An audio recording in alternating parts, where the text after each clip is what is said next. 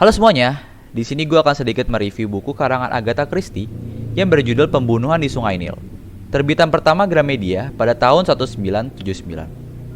Karena sebentar lagi akan dirilis film lanjutan series Hercule Poirot yang judulnya adalah Death on the Nile, gue baca buku ini dan mendapatkan pengetahuan singkat tentang kehidupan.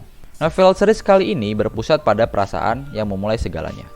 Sebuah cerita yang diawali dengan sebuah backstory tentang semua tokoh yang berada di dalam cerita. Hubungan antara tokoh utama Lynette Ridgway yang menikah dengan tunangan sahabatnya sendiri, Jacqueline, yang bernama Simon Doyle.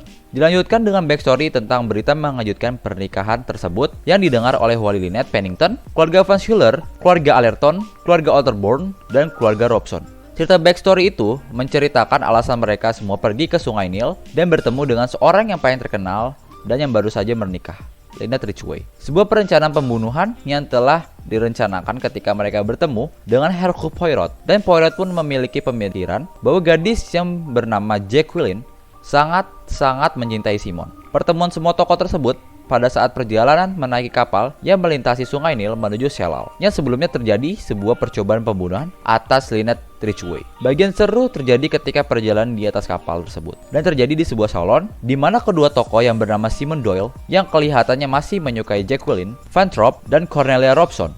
Di saat itu, Jacqueline dan Simon bertengkar dan mengakibatkan Simon ditembak di kaki oleh Jacqueline, yang menyebabkan suatu keributan di mana Poirot masih tertidur lelap. Di saat itu juga terjadi pembunuhan atas Lynette Doyle yang dibunuh saat dia masih tidur. Satu persatu, fakta mulai bermunculan. Siapa yang keluar dari kabin Lynette malam itu? Siapa yang telah membuang sesuatu di Sungai Nil yang dimana suara tembakan yang tidak terdengar, tapi suara cemburuan yang setiap orang mendengarnya, dan memiliki fakta penting di bagian tengah ditambah sebuah masalah tentang pencurian permata milik Lynette yang menjadikan pembunuhan itu sebagai pencurian permata. Tetapi fakta itu dipatahkan karena permata itu merupakan pencurian oleh tim Allerton dan pergantian mutiara imitasi yang diambil oleh kleptomaniak Van Schuyler yang dikembalikan kembali pada Poirot oleh Nyonya Browser.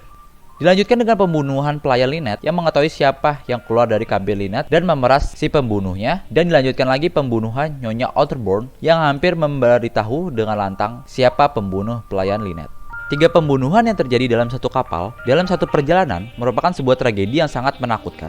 Gue kasihan sama Poirot yang dimana dia sebenarnya berencana untuk liburan di Mesir, malah akhirnya menjadi misi penyelamatan yang dibantu oleh Kolonel Red. Di sini Poirot benar-benar menggunakan sel kelabu di otaknya, tapi dia tidak mencegah pembunuhan yang kedua dan yang ketiga, dan dia tidak berpikiran bahwa pembunuhan setelah Lynette akan terjadi. Jika gue kasih clue tentang masalah utamanya, mungkin kalian bisa menebak siapa yang menjadi pembunuh utama, karena eksekusi pengakuannya lumayan baik yang diceritakan oleh Hercule Poirot, di mana kebanyakan kisah cinta merupakan suatu tragedi. Cinta itu bisa menjadi sangat menakutkan jika engkau mencintai seseorang secara berlebihan.